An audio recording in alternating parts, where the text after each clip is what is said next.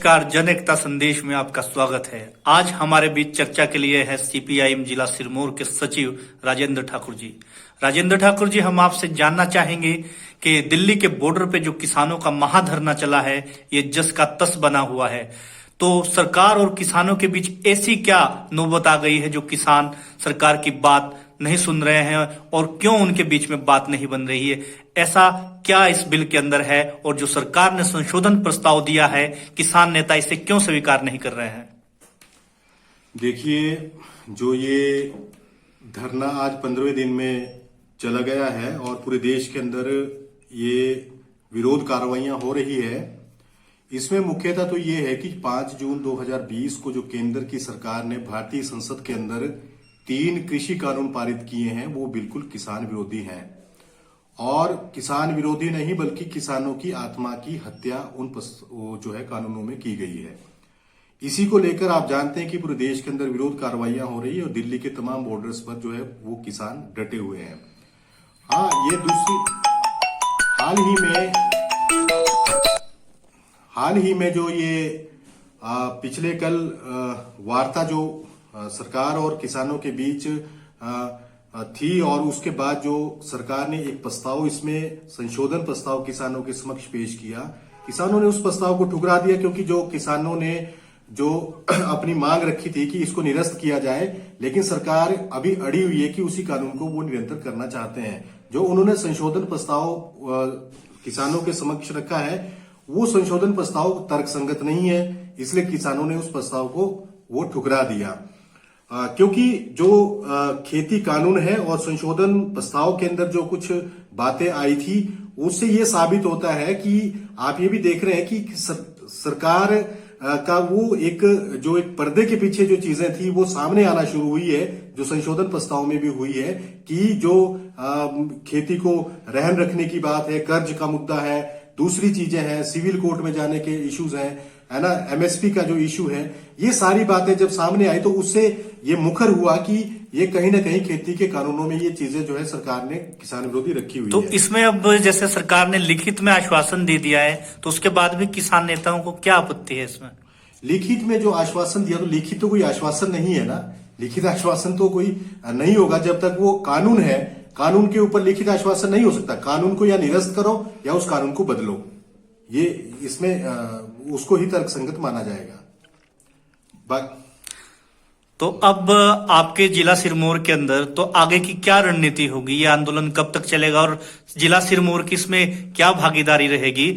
और अगर जिला सिरमौर की हम बात करें तो जिला सिरमौर एक विभिन्नताओं में जो अलग अलग प्रकार का एरिया है, जैसे आपका पोंटा साहिब है, यहाँ पे धान गेहूं की फसल अच्छी होती है, आपका शिलाई आपका पछाद रेणुका का यहाँ मटर की फसल अच्छी होती है, टमाटर सब्जियां ज्यादा उगाई जाती है। तो क्या जिला सिरमौर में भी सब्जियों के समर्थन मूल्य के लिए आपकी जो पार्टी और आपके जो पार्टी की जो संगठन है, किसानों के संगठन है, क्या उसमें कुछ आपने विचार विमर्श किया है? हमारी पार्टी तो पहले से लड़ाई लड़ती आ रही है और हिमाचल किसान सभा के बैनर तले हम सिरमौर के अंदर ये विरोध कार्रवाइयां भी करते आ रहे हैं, क्योंकि जो ये 3 कृषि कानून आए हैं, हिमाचल का सिरमौर, ऊना और कांगड़ा का कुछ हिस्सा जो इससे सबसे ज्यादा प्रभावित होने वाला है।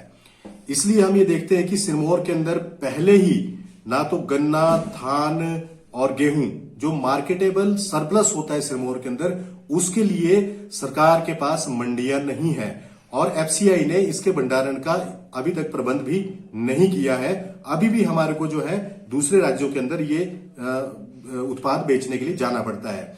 दूसरा है जो हमारे सिरमौर के अंदर अदरक, सिरमौर एक अदरक उत्पादक जिला के नाम से जाना जाता है, और आप देखते हैं कि अदरक अभी ये फसल निकली है अदरक की, और अदरक की अभी मार्केट में 10 रुपए से कम कीमत आ चुकी है, जो आप जानते हैं। लेकिन ना कोई प्रोसेसिंग यूनिट सिरमौर के अंदर है, ना कोई इसके अंदर जो है वो एमएसपी के ऊपर जो है सरकार इसको कहीं जो है खरीद कर भंडारण कर रही है, ना एफसीआई के पास कोई इसका इंतजाम है। तो हम ये मानते हैं कि सरकार जो ये जो इन सारी चीजों से जो पीछे हटकर जो ये गलत ये जो फैसले जो है किसानों के सामने जो थोप रही है, उसको ला रही है, उसके खिलाफ हम कार्रवाइयां करते भी आए हैं। और आने वाले समय में जो किसानों का एक आह्वान भी है कि 14 दिसंबर को किसानों का आह्वान भी है कि 14 दिसंबर को जो पूरे देश के अंदर जो विरोध कार्रवाइयां होगी उसके अंदर जिला सिरमौर के अंदर भी हम समाज के विभिन्न हिस्सों को इसके अंदर शामिल करेंगे, तमाम राजनीतिक पार्टियों को। और इसके अंदर हम लोग जो है जहां पर होगा कि यहाँ पर जाम करना है, यहाँ पर घिराव करना है, यहाँ पर मंत्रियों का विधायकों का भी हम घिराव करेंगे, ऐसा हम 14 तारीख को करेंगे। और उसके बाद भी अगर बात नहीं बनती तो और आंदोलन तीखा किया जाएगा। एक आखिरी सवाल आपसे लेते हैं राजेंद्र जी, ये भाजपा का जो अधिकतम नेतृत्व देखा है, ये किसी भी आंदोलन की सफलता और असफलता को चुनाव से जोड़कर देखता है। अभी कल प्रकाश जावड़ेकर जी का एक इंटरव्यू आ रहा था कि राजस्थान में जो पंचायत इलेक्शन में भाजपा को ज्यादा बढ़त मिली है, इसलिए उनका ये कहना था कि किसान, असली किसान तो जो जिन्होंने उन्हें वोट दिया वो है, बाकी ये लोग किसान नहीं है। ये जो आंदोलन है ये राजनीति से प्रेरित है, इसमें आपका क्या मानना है? देखिए, जो एक पार्लियामेंटेरियन जो संसदीय जो राजनीति है वो कुछ और है, और जो स्ट्रगल का जो एक राजनीति है देश के अंदर लोकतांत्रिक तरीके से अपनी बात को रखना, वो अलग है। जो राजस्थान के अंदर चुनाव और ये सारे जो तर्क उन्होंने रखे हैं, वो तर्क जो है वो तर्क संगत नहीं है उनके तर्क। क्यों? क्योंकि जो वहां का जो लोकल बॉडीज का चुनाव हुआ, लोकल बॉडीज के चुनाव में वो जो ये किसानों के आंदोलन सारा कुछ इतना अभी ये प्रभाव नहीं करते। हाँ, इस वक्त में अगर मान लीजिए आपका कोई पार्लियामेंट का चुनाव होता है, आम जन चुनाव होता है, तो लाजमी तौर पे उसके अंदर इसका प्रभाव देखने को मिलता और आने वाले समय में मिलेगा भी। धन्यवाद जी। आज हमारी बात हो रही थी सीपीआईएम के जिला सचिव राजेंद्र ठाकुर जी से। अगली दोबारा से इसी मुद्दे पे चर्चा लेकर किसी और मेहमान के साथ हम हाजिर होंगे। धन्यवाद।